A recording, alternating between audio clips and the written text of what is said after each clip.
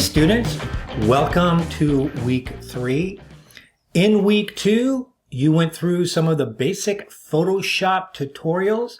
I hope you had a good time. I know a lot of you were looking forward to jumping into Photoshop. As you probably could see, Photoshop has some challenges. It's not really that easy to remember everything, but don't worry about it. We are going to spend quite a bit of time in Photoshop. In fact, I want to warn you, this week, week 3, is probably going to be one of the most challenging and time-consuming weeks for you in this class, especially if you have no experience in Photoshop.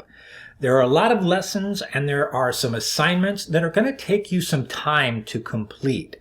So when you look at that overview and you start planning your week and estimating the time it's going to take for you to do your assignments, add an additional 25 to 50%. In other words, if you think it's going to take you an hour, then maybe you ought to do an hour and 15 minutes or an hour and 30 minutes for your estimate. Also, I want to let you know that you should take notes while you're watching the videos. Underneath the video in each lesson is a list of the topics covered. I strongly recommend you copy those topics down in your sketchbook. As you watch the video, when those topics come up, you should probably note the time in the video that those topics come up so that you can go back and quickly refer to the video if you forget something about those topics. In addition, you want to add additional notes, not just my listing of topics, but the things that you think are important as well. Also, I'd like to recommend that you check out the design lab when you run into problems.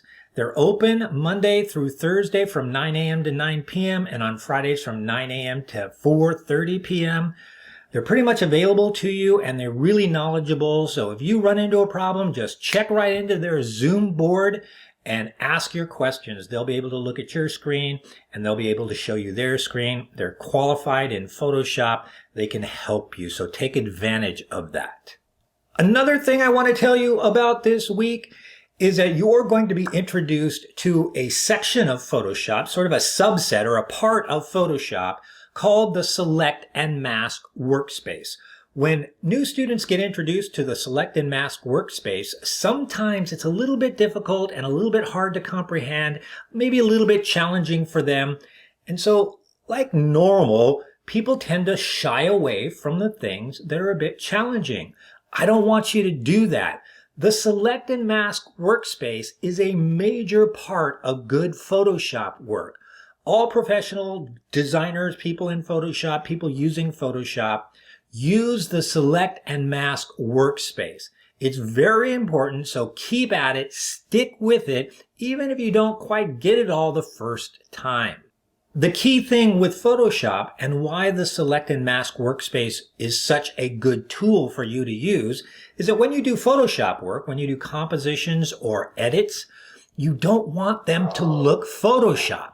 That's really important, right? You want your Photoshop work to look like it hasn't been Photoshopped so that somebody looks at it and they think, hey, wow, is that a photo?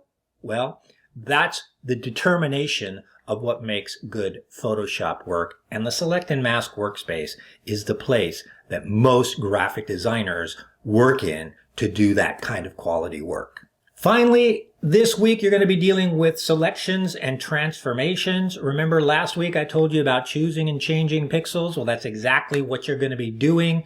You're going to be choosing and changing pixels, which in this case is going to be selecting and transforming. One last thing, I am not going to be your video instructor this week. Professor Brian Boskill is going to be your instructor for these Photoshop lessons. Professor Boskill is retired now, but he was working last semester. He was my partner in graphic design. He's now retired, but he is a great Photoshopper.